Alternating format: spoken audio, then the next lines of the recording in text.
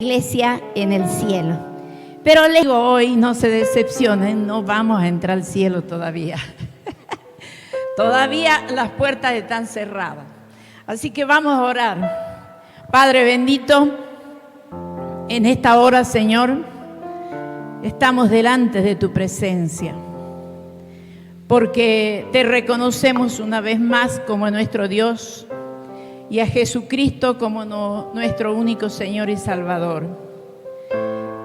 En esta noche, Señor, tu iglesia te alaba, te honra y te damos gracias, mi Dios, porque tenemos esta libertad preciosa para poder congregarnos, estar juntos, poder declarar tu palabra, poder aprender de ti y recibir lo que tú tienes para darnos como iglesia.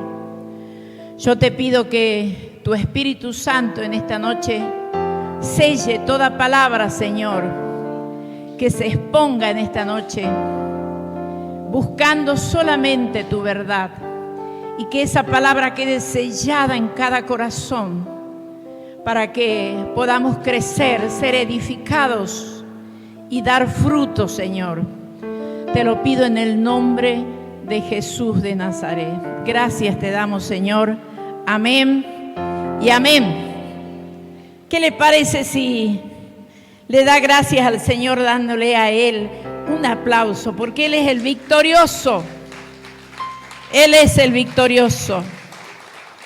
Gloria a ti, Señor. Bien, la iglesia en el cielo. Saben que el domingo, sin haberme puesto de acuerdo con mi hijo, no sabía que iba a predicar, pero cuando terminó dije, qué bueno, el Espíritu los ha estado guiando quizás a todos los que estuvieron anteriormente predicando, porque es como que se abrió la puerta para entrar a lo que va a pasar después en el cielo. Porque ya hemos hablado mucho de cómo tenemos que prepararnos aquí en la tierra, cuándo va a ser la venida de Jesús.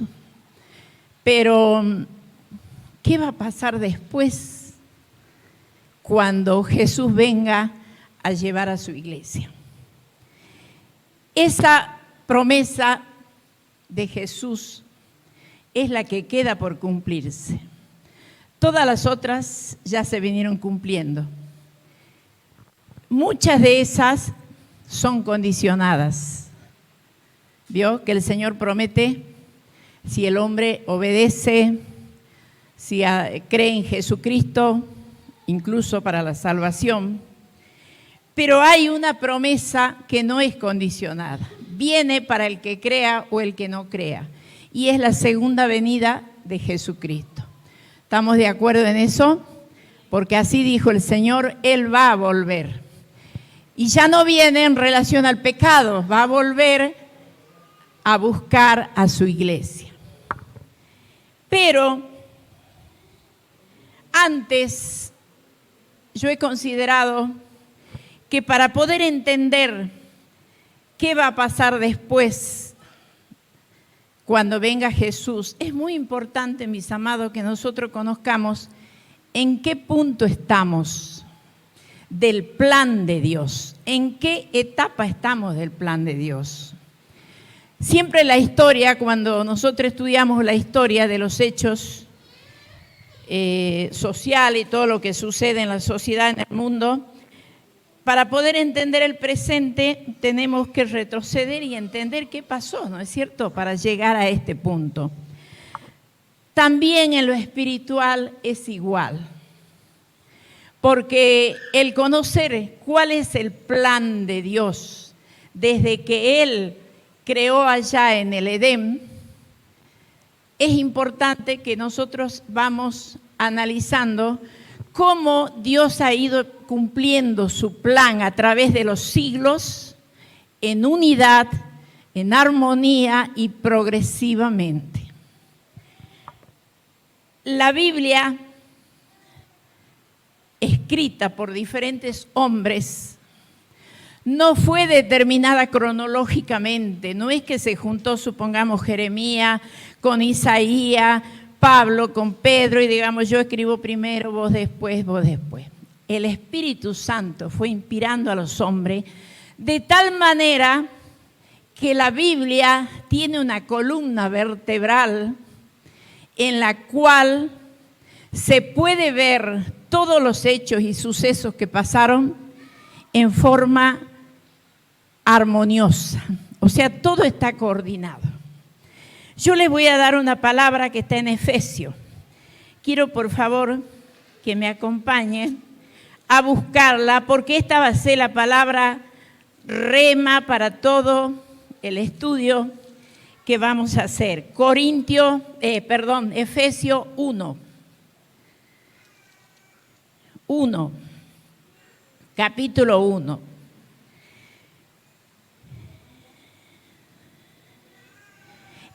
A partir del versículo 8,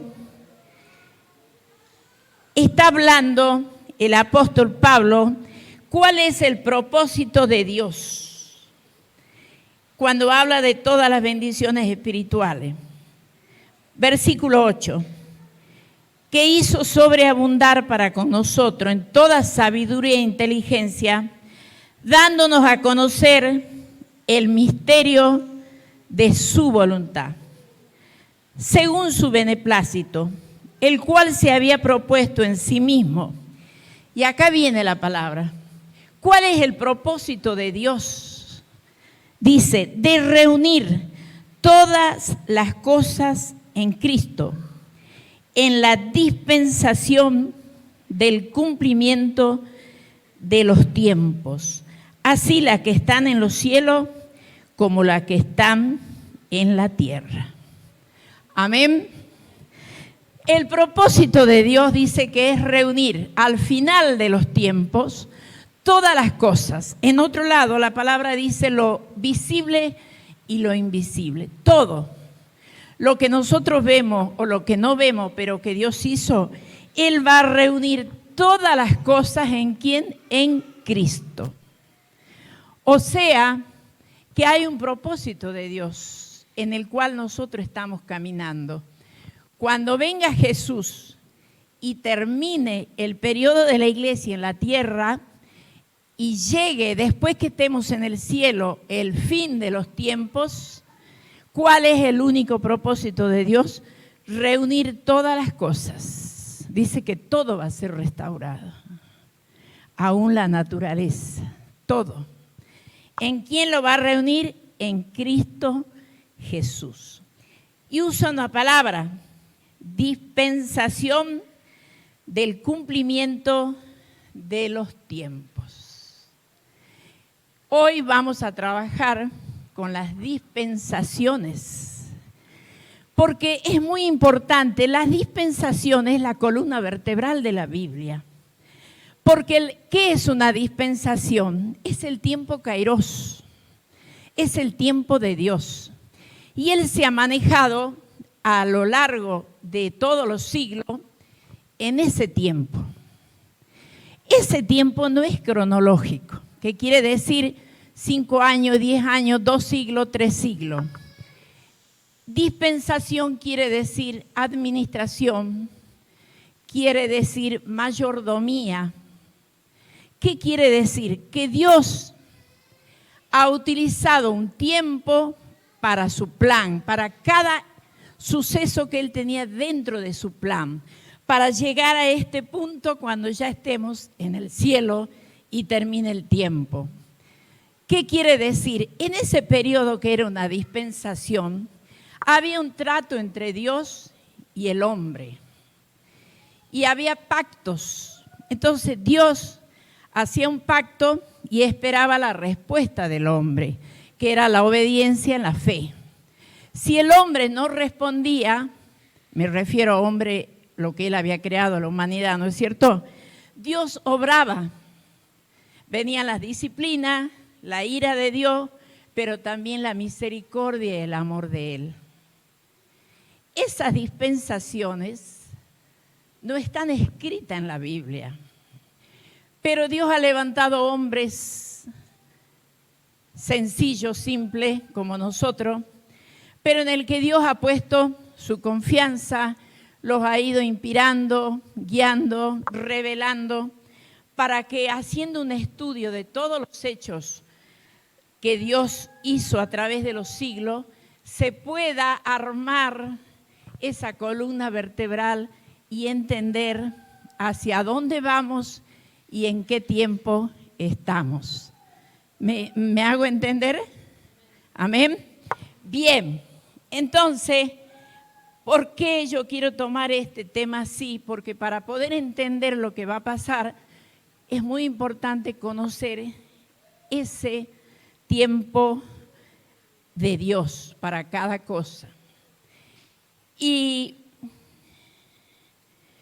cuál es mi objetivo? Porque yo también tengo un objetivo.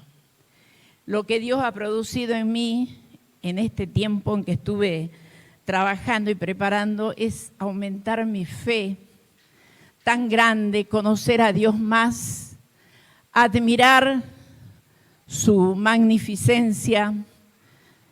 Es un Dios realmente todopoderoso, es un Dios justo, es un Dios perfecto. Y ese es mi deseo, que usted pueda después de esta noche recibir eso. Amén. Entonces yo le voy a pedir que me acompañen allí, mi hijo Carlos nos va a ayudar. Les hice el cuadro para que lo podamos entender bien de las dispensaciones. Bien, ahí dice el plan de Dios. Me voy a sentar así lo puedo ver desde acá. El plan de Dios, su unidad y progresividad a través de los siglos. Las dispensaciones, columna vertebral de la Biblia. ¿Dónde empieza? En el Edén. Esa es la primera dispensación edénica. ¿Cuánto dura? Mire qué clarito. Desde la creación del hombre hasta su caída y la expulsión del Edén. Estamos hablando de Adán y Eva. ¿Quiénes son los personajes con los cuales Dios hace el pacto allí? Adán y Eva. ¿Qué característica tiene esta etapa, esta era o dispensación? La inocencia. ¿Saben por qué? Porque cuando Dios pone a Adán y Eva en el Edén, Edén quiere decir delicia, y el hombre hasta allí era inocente, no tenía maldad, no conocía el pecado. Por eso dice que lo veían a Dios cara a cara y se paseaban. Saben que esa es mi esperanza, mi fe, que cuando ya estemos allí en el cielo, dice que lo vamos a ver a Jesús cuando Él venga cara a cara. Qué precioso que es eso. Y yo siempre digo que vamos a regresar a ese tiempo edénico. ¿Cuánto tiempo duró? Fíjense que no es tantos años, desde la creación hasta que pecan y son expulsados del Edén. Esa es la primera dispensación. Veamos qué pasa después de eso. El hombre toma conciencia del bien y del mal, ¿es así? Lo dice la Escritura. Ya sabe lo que es el bien y el mal, ya no son inocentes, ya viven pecado, ya ha perdido la comunión con Dios, se ha dañado la imagen que Dios había creado en el hombre. Por eso hay tanta maldad en el ser humano ahora, se dañó la imagen. El hombre cada vez aumenta más su maldad, porque ya no es la edad de la inocencia, es antediluviana. ¿Cuánto dura esa dispensación? Desde la caída hasta el diluvio del tiempo de Noé. ¿Cuál es la característica? Es la conciencia. El hombre es consciente lo que es malo y lo que es bueno. Dice la Escritura que la maldad aumentó tanto que Dios se arrepintió, usa la palabra, pero dice que le dolió su corazón de ver tanta maldad en el hombre. Qué tremendo esto, ¿no? Y yo muchas veces cuando suceden cosas así tan feas dentro de la iglesia del Señor, que a veces nos enteramos o de cosas, yo digo, Señor, ¿te duele tanto el corazón? ¿Cómo te dolerá el corazón? Porque la Biblia dice que a Él le dolió el corazón cuando vio que aquello que Él había creado con tanto amor lo defraudó, digamos. Entonces, ahí termina la segunda dispensación o la segunda era, que es la edad de la conciencia. Eso no quiere decir que vamos nosotros perdiendo, los mismos personajes pueden estar, el mismo pacto, pero después de ahí pasamos a Noé. ¿Qué pasó con Noé? Todos conocemos lo que pasó con Noé, porque el Señor allí decide destruir la humanidad por el mal que había hecho. Pero ahí encuentra este varón que dice que era fiel a Dios y con toda la familia el Señor lo salva. Fíjense que es postdiluviano. ¿Qué quiere decir? Que desde el momento de Noé, que pasó todo lo que nosotros ya lo conocemos en la Escritura, hasta la dispersión en la Torre de Babel. Ahí termina esa era. Y ahí ya la característica es del gobierno humano, porque ya es el hombre el que gobierna, ya tiene la libertad, siempre tuvo libertad, pero hay algo que no pierde el hombre, lo que Dios le ha dado, que es el libre albedrío. Desde que Dios lo hizo al hombre, nunca perdió el libre albedrío. Quiere decir de poder tomar la decisión qué es lo que va a escoger. Entonces, el postdiluviano, ese periodo de ahí, termina cuando sucede lo de la Torre de Babel. Yo creo que todos conocen la historia de la Torre de Babel, ¿no es cierto? Que es cuando edifican esa torre. Yo cuando lo leía me hacía acordar, digo, así habrá sido cuando se cayeron las Torres Gemelas, porque ellos estaban tan orgullosos de haber construido esa torre que la querían hacer hasta el cielo en Babel. Y Dios dice que desciende y mira. ¿Sabe que esos versículos me impactaron mucho?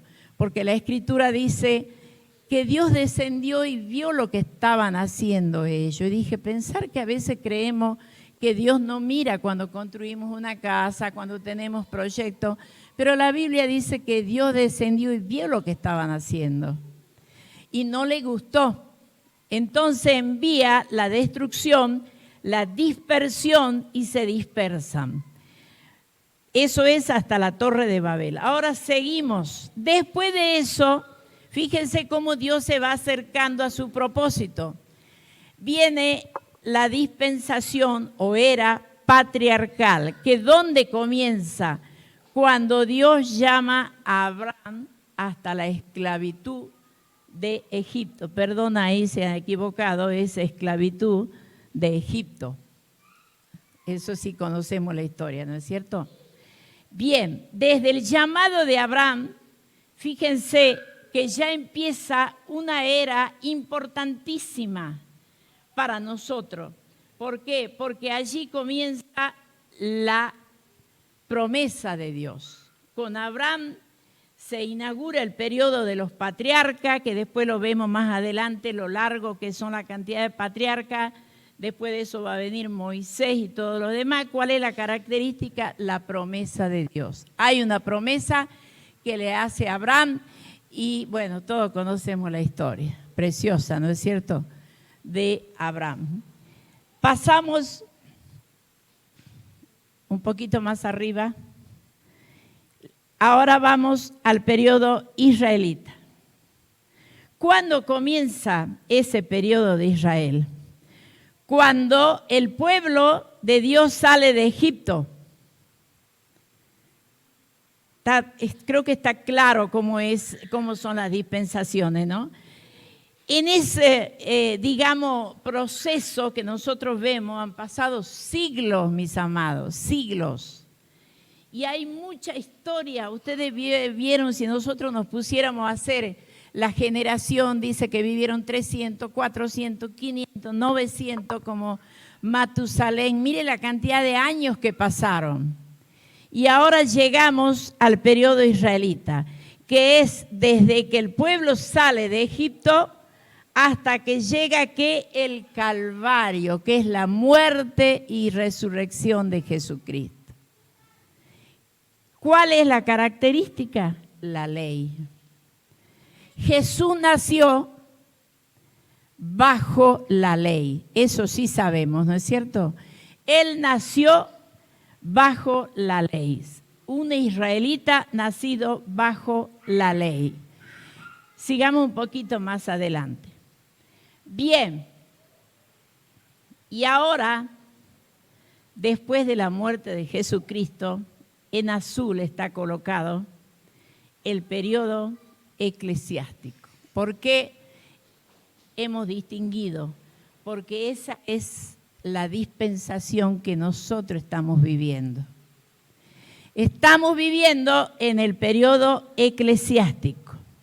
¿Desde dónde se extiende? Desde la muerte y resurrección de Cristo hasta el arrebatamiento de la iglesia, que todavía no llegó. Creo que está clarito ahí, ¿no? Nosotros estamos viviendo. ¿Y cuál es la característica de este periodo, mis amados? La gracia. Y saben, pasamos desde un extremo al otro. Cuando estábamos bajo la ley, que no estuvimos nosotros, pero Jesús sí, todo dice que la ley provocaba muerte, porque el hombre no podía cumplir la ley. Era imposible. Y eran condenados los que estaban bajo la ley y no cumplían.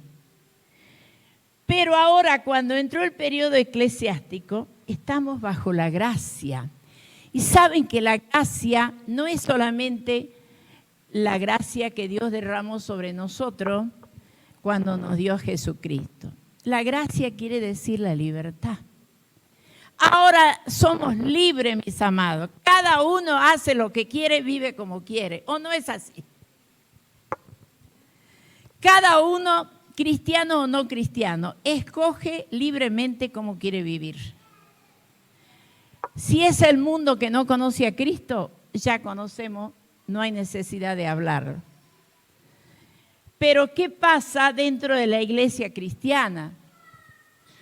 También lo estamos viviendo, porque a veces tenemos el concepto de que hice una oración, ya recibí al Señor, voy los domingos a la iglesia y ya está. Pero fíjense que en esa libertad que el Señor por medio de Jesucristo nos da, esa libertad para escoger, dice, hay mucho en la Biblia que dice como Eclesiastés, pero sobre esto tienes que saber que vas a ser juzgado por Dios. Cuando ya nos vamos de acá y estemos en el cielo, la iglesia está en el cielo, todos, dice ahora la Escritura, todos vamos a pasar por el tribunal de Cristo. Todos.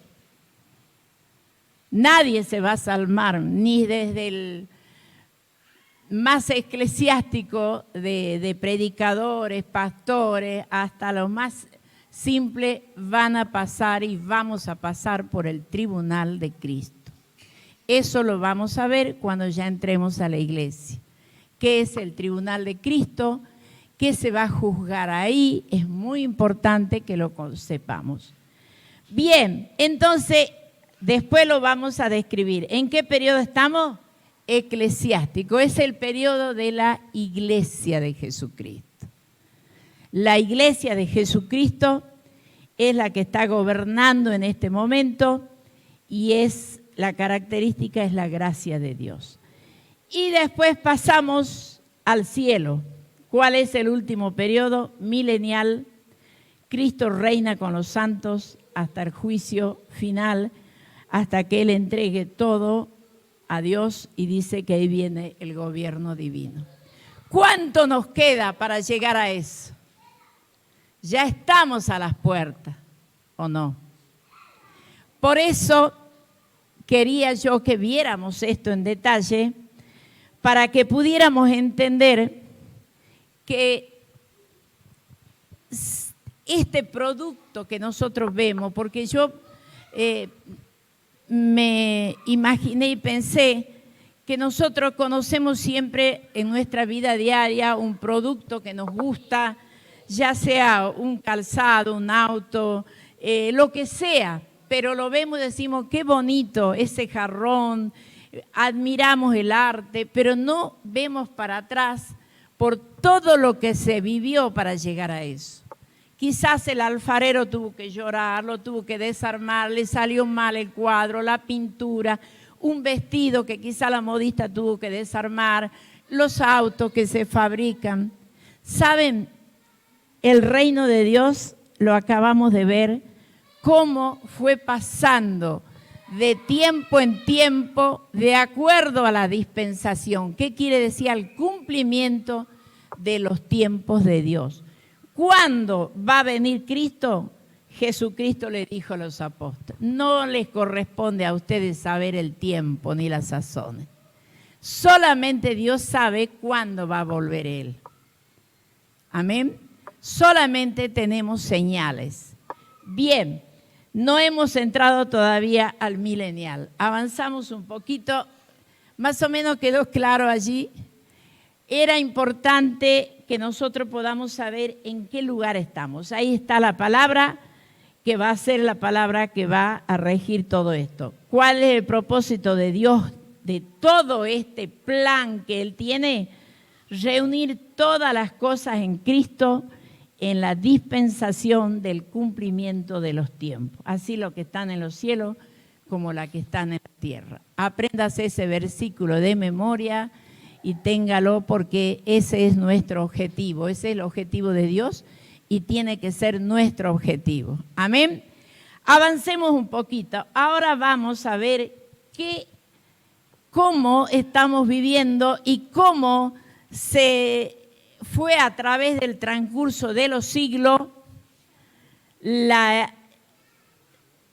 el periodo eclesiástico. Esto realmente es tan importante. A ver si se puede agrandar y ver. ¿Se puede subir? Bien. Periodo eclesiástico. ¿Cuándo dijimos que empieza? Cuando Jesucristo muere en el Calvario y resucita. Ahí comienza este periodo en la historia de la iglesia. Vamos a mirar la recta esa que hicimos allí como para poder entenderla. Periodo de la ley, ¿por qué abarca allí al comienzo? Porque Jesús nació bajo la ley. Nacimiento de Jesús bajo la ley. Alrededor del año 30, ¿cuántos años dice que tenía Jesús cuando murió? Él comienza su ministerio cuando tenía 30 años, entonces tenía 33. Ahí muere y resucita. Ahí comienza un periodo importante dentro de este periodo eclesiástico. ¿Cuál es? El periodo apostólico. ¿Qué quiere decir periodo apostólico? Es donde comienzan a convertirse, ¿y quiénes son los que están en ese tiempo en la iglesia? Los 12 apóstoles que Jesús dejó en la tierra. Los 12 apóstoles. Saben que ese periodo que comienza más o menos en el 30 se extiende hasta el año 100 después de Cristo. Ahora explicamos por qué. Porque en el año 100 es la muerte del último de los apóstoles. ¿Quién es? Juan. El apóstol Juan, cuando tenía casi 90 años, todos sabemos que él lo llevan a la isla de Patmos, justamente por la persecución que había. Él tiene la revelación, pero después de eso él vuelve a Éfeso y ahí muere, ya anciano, como Jesús había dicho que iba a morir. Pero ese periodo apostólico, casi todos los cristianos eran judíos. No había todavía gentiles, eran judíos, porque así comenzó la iglesia del Señor. 13 años después de que nace este periodo apostólico, 13 años después, en el concilio de Jerusalén, recién aceptan a los gentiles que formen parte del pueblo cristiano. Miren ustedes, y las cosas que vivieron, que nosotros sabemos cómo los persiguieron, cómo murieron, una tribulación terrible que pasaron ellos allí. En ese periodo, mis amados, el periodo apostólico, alrededor del año 70 se destruye el templo de Jerusalén. Después vamos a leer cómo Jesús, cuando los apóstoles le preguntan, en una circunstancia, los tres evangelistas relatan lo mismo, porque ahí Jesús le describe toda la tribulación que van a vivir ellos. Y fue real, porque cuando fue la caída del templo de Jerusalén, los romanos, que era el gobierno que estaba en ese tiempo, realmente inician una persecución sobre ellos. Y todos sabemos y conocemos cómo los mataron, ¿no es cierto? Algunos le cortaron, lo decapitaron. Bueno, de diferentes maneras murieron ellos. Pero a pesar de que en ese tiempo fueron perseguidos, a pesar de que en ese tiempo la iglesia casi toda era de judío, cuando se abre y en el concilio de Jerusalén se les permite la entrada a los gentiles, saben, se convirtieron una gran cantidad de gentiles al cristianismo. Miren qué precioso. Y empieza la iglesia después de la muerte de Juan, el periodo de la iglesia primitiva. Allí ya están los gentiles y los cristianos. Pero esa iglesia primitiva es la era de la iglesia perseguida, mis amados. Fue tal la persecución que tuvieron los cristianos. Creo que no es el momento ahora para que yo les pueda, para que podamos leer esa parte de Mateo, cuando Jesús le dice, y ellos le preguntan, ¿cuándo va a ser el momento en que va a ser destruido el templo? Jesús hace una descripción de toda la tribulación y nosotros muchas veces lo hemos tomado como que es la tribulación nuestra que vamos a vivir. Él está hablando de toda la persecución que ellos van a sufrir y van a padecer. Entonces, desde el año, durante el periodo ese apostólico, después del periodo apostólico, la iglesia primitiva, mire desde dónde se extiende. Desde el año 100 después de Cristo hasta el año 313 después de Cristo es cuando el pueblo sufre esa persecución.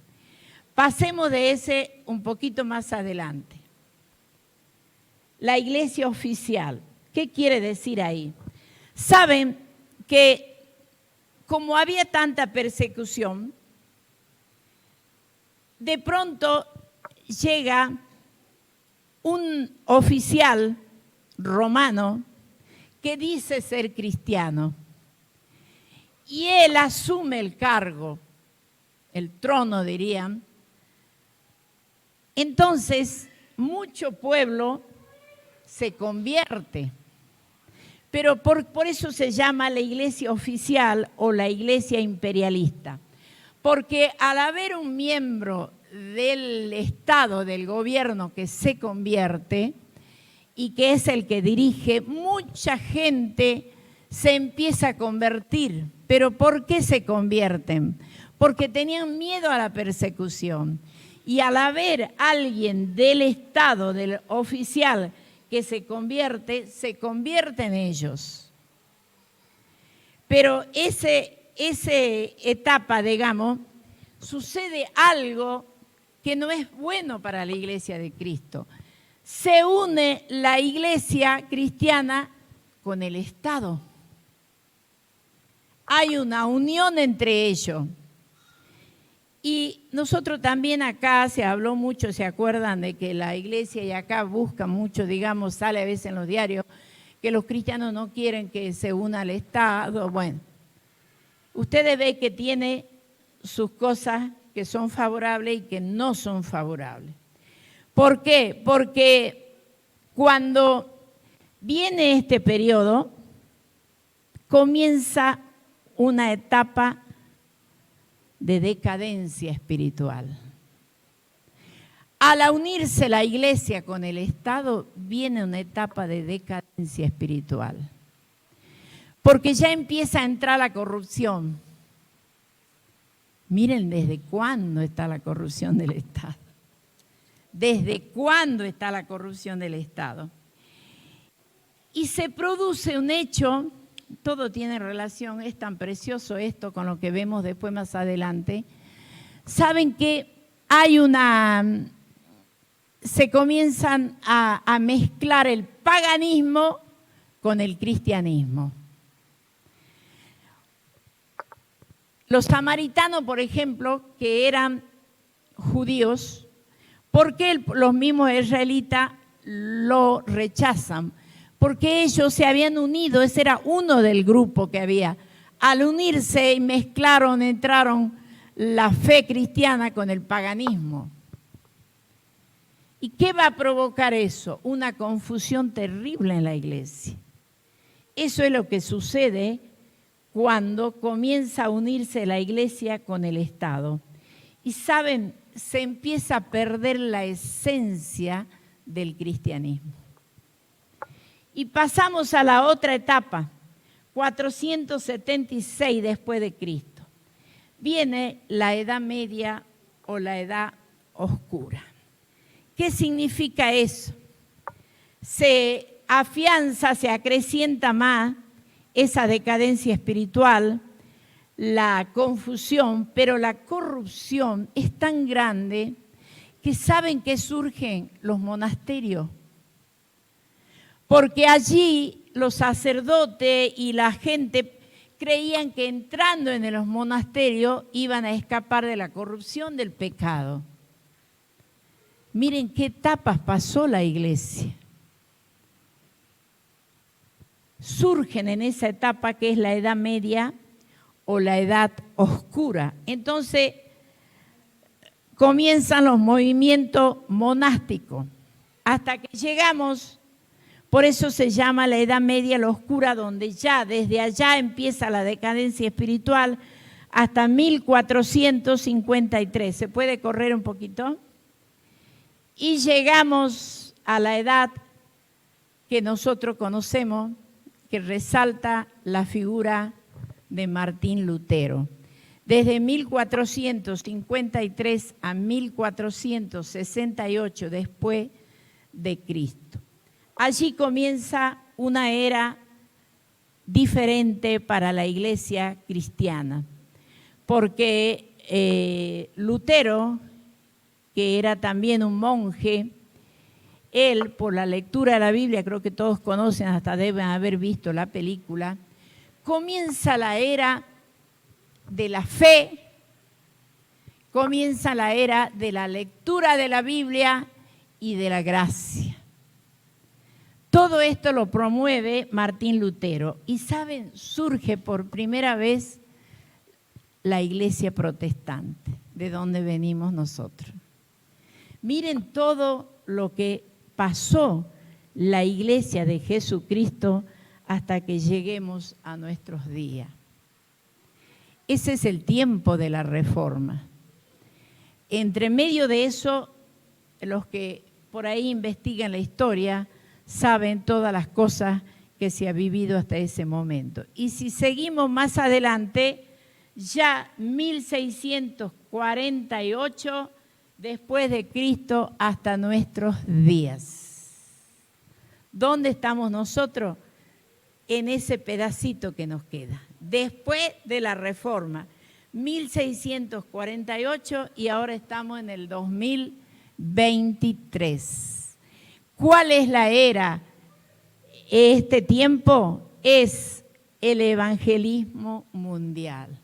Ya el evangelismo se extiende a todas las naciones. ¿Y quiénes son? ¿A quién le corresponde esta tarea? A ustedes y a mí, mis amados, a nosotros, que formamos la iglesia de Jesucristo. A nosotros nos corresponde esta tarea del evangelismo mundial. Pero en este panorama que nosotros hemos visto acá, fíjense que podemos tener una perspectiva clara en qué tiempo estamos, cuánto tiempo nos puede quedar, porque después de este tiempo que estamos viviendo no hay más. Ya viene Jesucristo, ya viene a llevar a su iglesia. Amén. Bien, no sé si hasta ahí le ha quedado más o menos claro, ¿puede ser? Que hemos podido entender. Ahora vamos a ir, gracias hijo, vamos a ir a Mateos, a Marcos y a Lucas. Yo les pido que me acompañen, son las 10:05, creo que tenemos un poquito de tiempo. Mateo, Marcos y Lucas. Mateo 24. Ahora vamos a entrar cuando ya Jesús anuncia, cuando los apóstoles le preguntan, ¿cuándo será el tiempo de la venida de Jesucristo? Mateo 24. Vamos a ir primero a Mateo. Estoy leyendo Lucas. Están los 13 evangelistas.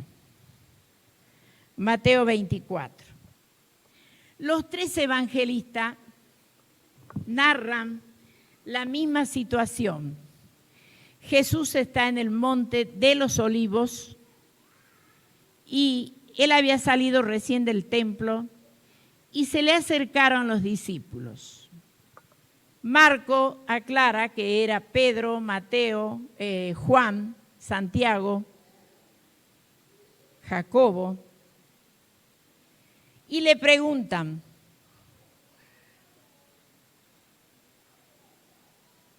dinos, 24:3, ¿cuándo serán estas cosas? ¿A qué se refiere? A la destrucción del templo que fue en el año 70 después de Cristo. 3 preguntas le hacen. ¿Qué señal habrá de tu venida y del fin del siglo? Primero le pregunta, ¿cuándo va a ser la destrucción del templo? Porque más arriba en el versículo 2 Jesús le dice que todo eso que están viendo ahora, esa belleza, se ve que era hermoso el templo, iba a ser destruido, iba a ser derribado. Entonces ellos le preguntan, ¿cuándo va a suceder estas cosas? Después le dicen, ¿qué señal habrá de tu venida y del fin del siglo? Que es el fin de los tiempos. 3 preguntas le hacen. Bueno, algunos dicen que fue la respuesta más larga, pero Jesús es muy claro en darle la respuesta y le responde las 3 cosas. 24:4, primero le dice, miren que nadie los engañe, porque iban a venir muchos engañadores. Vendrán muchos en mi nombre. Y él empieza a decir, yo solo voy a leer 2 o 3 versículos. Oiréis de guerra, rumores de guerra, todos lo sabemos ya porque lo hemos leído muchas veces. Se levantará nación contra nación. Todo esto será principio de dolores. Y en el 9 dice, se entregarán a tribulación, los matarán, serán aborrecidos de toda la gente por causa de mi nombre. Mis amados, todos estos sucesos ya pasaron. Ya fue en el tiempo eclesiástico, en el primer tiempo de la iglesia, que era el periodo apostólico. Por eso quería mostrarles eso. Todo eso ya sucedió. Porque él ahí le dice, fíjense, terremoto. Eso no quiere decir que ahora también no pasemos terremoto y todo eso. Pero esa respuesta es específicamente para responderle que eso van a ser las señales antes de que suceda la destrucción del templo. Porque más abajo vamos a seguir leyendo, abajo donde dice 16, entonces los que estén en Judea huyan a los montes. Específicamente está hablando del pueblo ahí en Jerusalén. Huyan a los montes. Y todas las señales que le da, miren, los falsos profetas que se van a entregar entre ellos, va a haber un principio de dolores y les da una palabra que el Señor la va a mantener por toda la Biblia, toda la enseñanza, el que persevere hasta el fin será salvo. Bien, yo quisiera que pasemos a Marcos, Mateo, Marco, un poquito de Marco. Veamos Marcos 13. Jesús predice la destrucción del templo. Vuelve a decirle, ¿ves estos edificios? No quedará piedra sobre piedra. Se sienta en el monte de los olivos frente al templo y viene Pedro, Jacobo, Juan y Andrés y le preguntan, ¿cuándo serán estas cosas? ¿Y qué señal habrá? Vuelve el evangelista, no es que Jesús repite de nuevo, el evangelista vuelve a registrar lo mismo que dice Mateo. ¿Bien? Eso es en Marcos, lo mismo, le da todas las señales. Y vamos a ir a Lucas. Quiero leerles Lucas 21, porque acá agrega algo que nos va a dar la pista clara que le está hablando al pueblo de judío. Dice así, capítulo 21, versículo 5, predice la destrucción del templo. Le vuelven a preguntar lo mismo. Maestro, ¿cuándo será esto? ¿Qué señal habrá cuando estas cosas pasen? Y él vuelve a responder. Lo mismo, digamos, pero lo registra el otro evangelista. Pero quiero que veamos al final, porque Lucas registra algo que no lo hace ni Mateo ni Marcos. Versículo 24.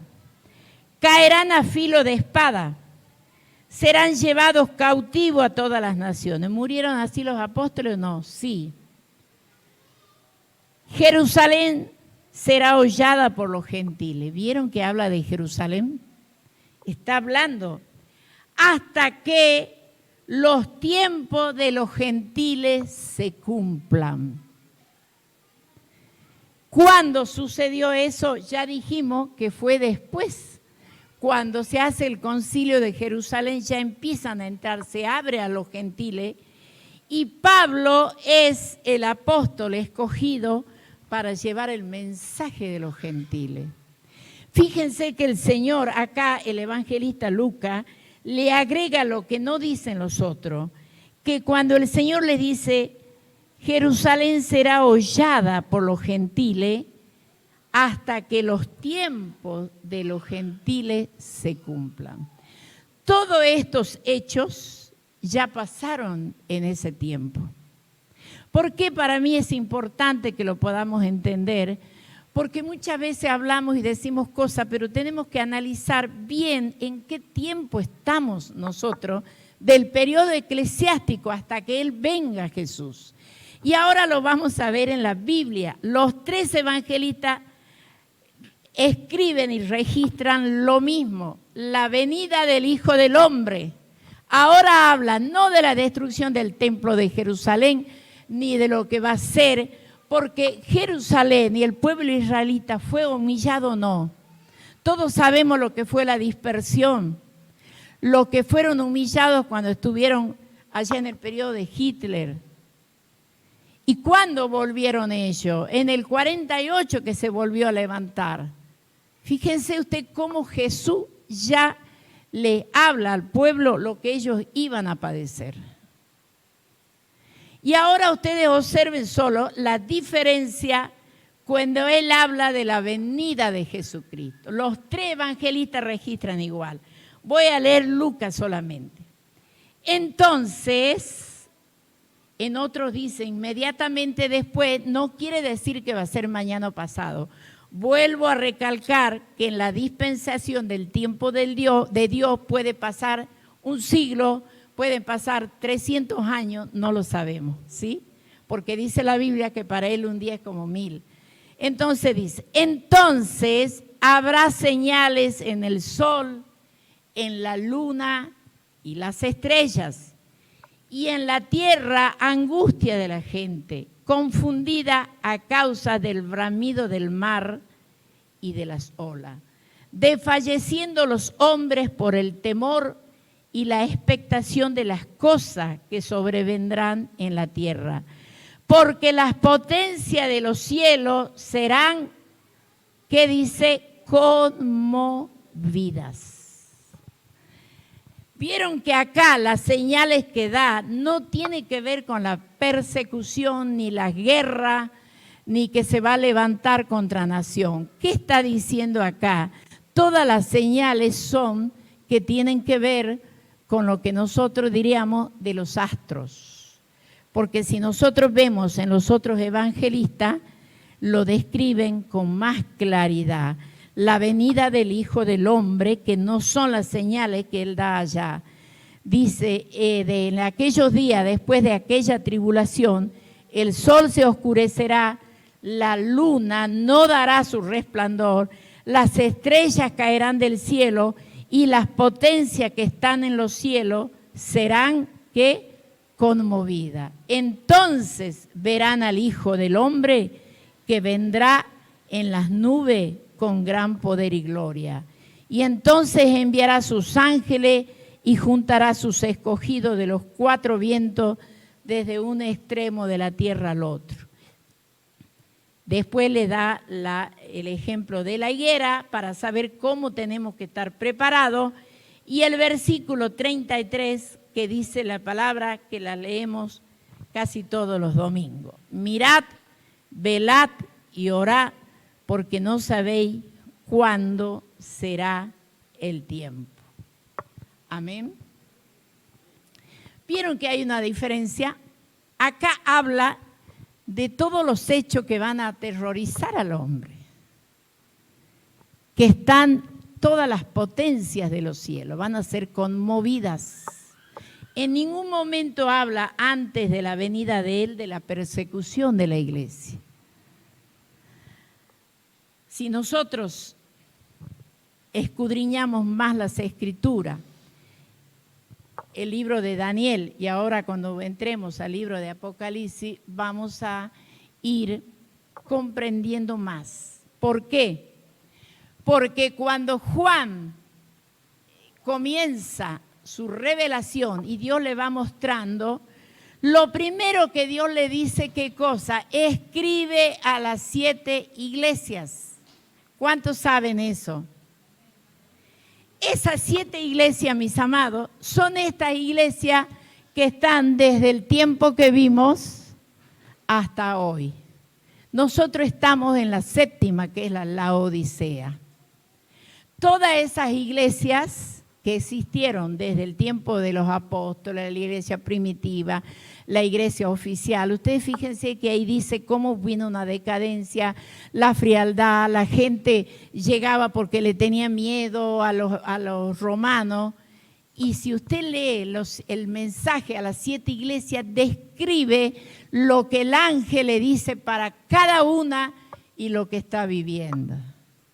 Y me gusta la nuestra porque dice que no somos ni fríos ni calientes, somos tibios.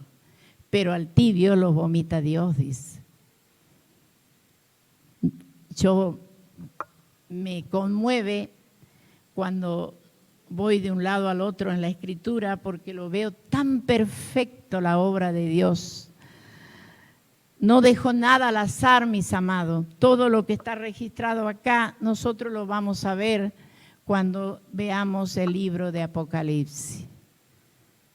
Las iglesias, las primeras 7 iglesias, antes de que el ángel del Señor le hable a Juan, le pide que primero le dé el mensaje a las iglesias. y después le muestra la revelación. Primero Él cuenta lo que Él ve, dice ahí la Escritura, lo que fue, lo que es y lo que será. ¿Y qué es lo que es en ese momento y lo que ya fue? Las 7 iglesias, que a través de los tiempos se fue, no es que ha desaparecido.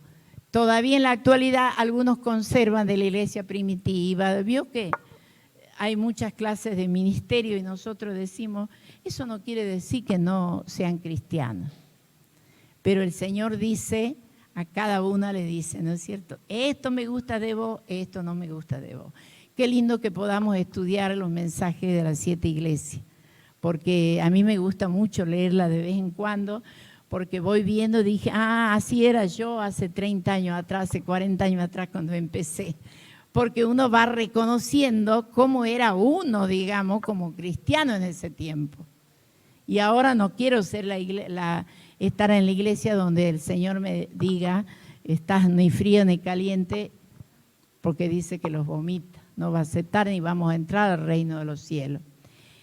Bien, 10:20 quiero cerrar, porque ya en el próximo miércoles vamos a entrar al cielo. ¿Cuántos quieren entrar al cielo? Yo quiero entrar al cielo, no me quiero quedar acá en la tierra, mis amados. Por eso es importante que nosotros estemos preparados, pero ¿cómo? A través de lo que el Señor nos enseña. ¿Qué es lo que Él mira en nosotros? ¿Qué es lo que Él quiere de nosotros para poder entrar al cielo? Y acá en la tierra es el tiempo de preparación, porque dice así, cuando ya veamos el arrebatamiento, en un abrir y cerrar de ojos, pestañeando. Saben que el otro día en una reunión escuché a alguien que decía, yo creo, porque hay mucha gente que no cree y son cristianos de años, no creen que Jesús va a venir. Es como que, por eso ya la Biblia dice que pregunta, ¿y cómo se demora tanto? Porque Él tiene misericordia de nosotros. Y esta persona decía, yo creo que cuando Jesús venga, la gente ahí se va a arrepentir. Yo lamento decirle que el apóstol Pablo en Tesalónica y en Corintia dice que va a ser en un abrir y cerrar de ojos, parpadeo. No va a haber tiempo. En muchas partes el Señor dice en las vírgenes, ¿qué dicen las vírgenes? Las 10 vírgenes. Cerró la puerta mientras han ido a buscar. Ha dicho, espere, voy a orar, voy a pedirle perdón al Señor. Se cerró la puerta. Qué tremendo, ¿no? Vamos a pasar por todo eso porque creo que es bueno para nosotros, edificador, que podamos conocer todo esto. Amén. ¿Qué les parece si oramos allí donde estamos? No sé si es